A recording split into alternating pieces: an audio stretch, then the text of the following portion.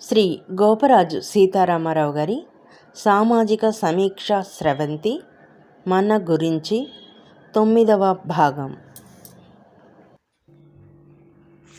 ఆర్థిక శాస్త్రం. మనం సృష్టించుకున్న డబ్బు, మనం అంటే ప్రపంచ మానవాళి సృష్టించుకున్న డబ్బుకి ఓ శాస్త్రం ఉంది. ఇదేం చిన్నా చితకా విషయం కాదు. ఈ డబ్బు అనే దాన్ని ఎలా జమ చేయాలి, ఎలా ఖర్చు పెట్టాలి అనే విషయం మీద ప్రత్యేకంగా ఆర్థిక శాస్త్రం ఒకటి ఉంది. దాన్నే ఎకనామిక్స్ అంటాం. దాని బాగా అవపోసన పట్టిన వాళ్ళని ఆర్థిక శాస్త్రవేత్తలు అంటారు. సాధారణంగా ప్రతి దేశ ఆర్థిక మంత్రి, రిజర్వ్ బ్యాంకు గవర్నరు, ప్రణాళికా సంఘం అధ్యక్ష ఉపాధ్యక్షులు, ఇంకా ఆర్థిక మండలి సలహా సభ్యులు వగైరాలు ఆర్థిక శాస్త్రంలో నిష్ణాతులై ఉంటారు. ఆర్థిక శాస్త్రంలో సప్లై అండ్ డిమాండ్ అనేది ప్రాథమిక సూత్రం. అంటే వ్యావహారిక భాషలో అవసరానికి తగినంత ఉత్పత్తి మాత్రమే ఉండాలి. అవసరానికి తగినంత ఉత్పత్తి సాధించలేకపోతే ధరలు పెరుగుతాయి. అవసరాన్ని మించి ఉత్పత్తి చేస్తే ధరలు పడిపోతాయి. ధరలు తగ్గితే ఉత్పత్తిదారుడికి నష్టం వస్తుంది. ధరలు పెరిగితే వినియోగదారుడికి నష్టం వస్తుంది. మరి మధ్యలో సరుకులు దాచేసి కృత్రిమ డిమాండ్ సృష్టించి ధరలు పెంచేసే బ్లాక్ మార్కెట్ దారులకు, బ్రోకర్లకు వత్తాసుగా ఉండే ప్రధాన బ్రోకరు ఎవరో తెలుసా? డబ్బే. ఆర్థిక లావాదేవీలుండే దేశ విదేశ వ్యవహారాలన్నిటిలో ఆర్థిక నిపుణుల సలహా సంప్రదింపులు ఉండవలసిందే. వివిధ శాఖలకు సంబంధించిన నిపుణులు ఆయా శాఖల అభివృద్ధికి సలహాలు ఇస్తూ ఉంటారు. అవన్నీ ఆర్థిక శాఖ ఆమోదిస్తే కానీ అమలుకి నోచుకోవు. ఉదాహరణకి వ్యవసాయ నిపుణులు నదులు అనుసంధానం చేస్తే వ్యవసాయ రంగం అభివృద్ధి చెందుతుంది అని సలహా ఇస్తారు. ఆర్థిక శాఖ ఒప్పుకోదు. ఎందుకంటే 2-3 సంవత్సరాలు వివిధ కారణాల వల్ల పంటలు దెబ్బతిన్నా తట్టుకోవడానికి సరిపడ తిండి గింజలు నిలవున్నాయి. అవి పుచ్చి పురుగులు పడుతున్నాయి. తిండి గింజల డిమాండ్ కాపాడటం కోసం పుచ్చిపోయిన బియ్యం, గోధుమలు కిలో రూపాయికి పాపాయికి పేద పినుగులకి అంటగట్టలేక చూస్తున్నాం. ఈ పుచ్చిపోయిన తిండి గింజలు కూడా పేదవాళ్ళకి చేరకుండా PDS people, public distribution system అధికారులు, ఉద్యోగులు మధ్యలో మేసేస్తున్నారు. ఈ అవినీతిని అరికట్టడం ఎవరి వల్ల కావడం లేదు. ఈ పరిస్థితుల్లో 1,00,000 కోట్లు పెట్టుబడి పెట్టి నదులు అనుసంధానం చేసి వ్యవసాయాన్ని అభివృద్ధి చేయడం దండగా అవటాన్ని ఆర్థిక శాఖ అభిప్రాయపడింది అనుకోండి. అంతే, నదుల అనుసంధానం అటకెక్కుతుంది. ప్రాచీన కాలంలో చాణక్యుడు అర్థశాస్త్రాన్ని రచించాడు. గట్టిగా గాలి వీస్తే ఎగిరిపోయే గుడిసెలో ఉంటూ ఆముదం ప్రమిద వెలుగులో ఆయన అర్థశాస్త్రాన్ని రాశాడని చదివాను. అయ్యా, తమరు గొప్ప రాజతంత్రం, యుద్ధతంత్రం తెలిసినవారు, గొప్ప గణిత శాస్త్రజ్ఞులు, మహామంత్రి, గొప్ప రాజభవనాల్లో దేవేంద్ర భోగాలు అనుభవిస్తూ బతకవలసిన వారు ఎన్నో సాధించి అవన్నీ వదిలేసి ఈ గుడిసెలో జీవించటం ఏమిటి అని అడిగితే చాణక్యుడు అవన్నీ సాధించింది ప్రజల కోసమే కానీ నా కోసం కాదయ్యా అన్నట్ట. చూసారా?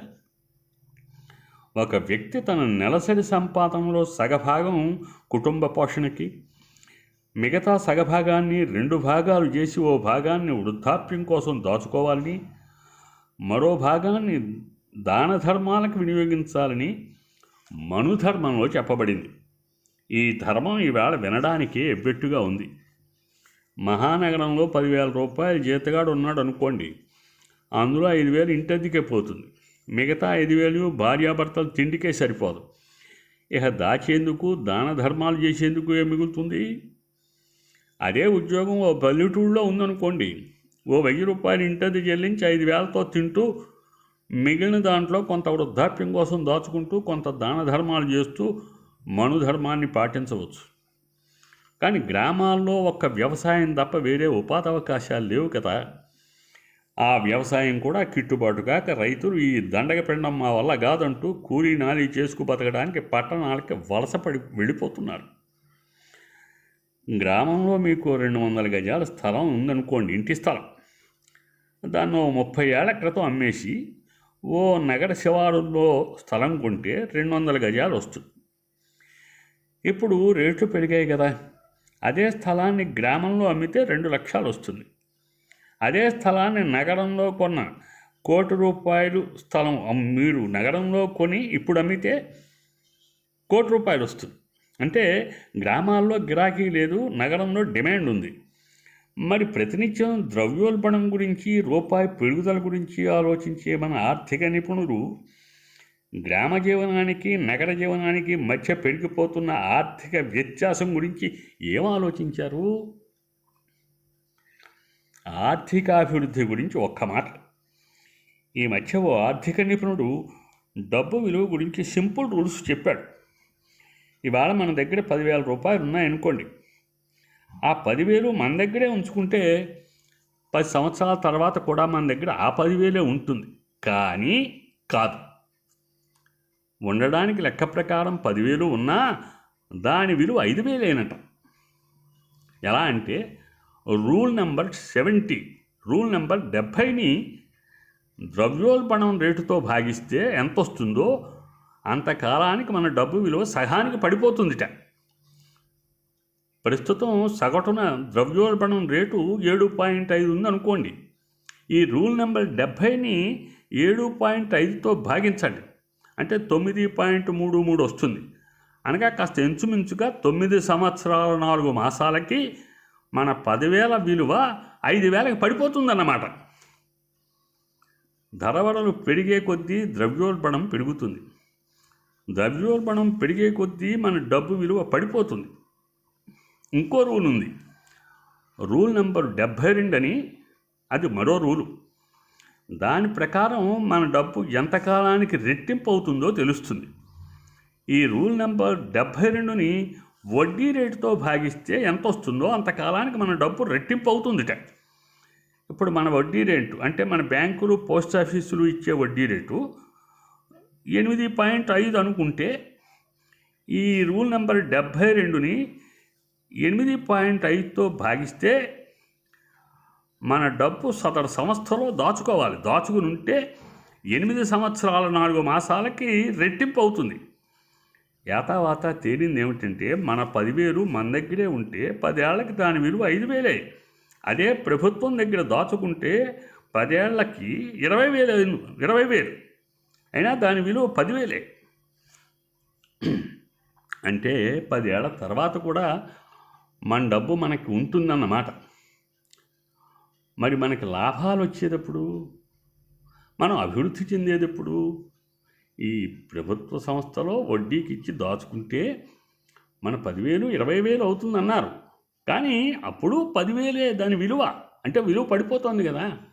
10,000 మన దగ్గర ఉంటే 5,000 దాని విలువ పడిపోతుంది. అదే మన 10,000 ప్రభుత్వం దగ్గర వడ్డీకి వేసి దాచుకుంటే 20,000 అవుతుంది. కానీ 20,000 కూడా ఇప్పుడు విలువ 10,000. ఇక్కడ బాగా అర్థం చేసుకోవాల్సిన విషయం ఉంది. మరి ఇంచేత ఎలా ఉన్నా మన డబ్బుకి అభివృద్ధి అనేది లేదు. మరి ఇంచేత ఈ డబ్బు జూదంలో మన దేశాన్ని ఆర్థికాభివృద్ధి పదంలో నడిపి సంపన్న దేశాల జాబితాలో చేర్చాలి అంటే బడా పారిశ్రామికవేత్తలకి మొక్కడం తప్ప వేరే మార్గమే లేదా? స్వస్తి.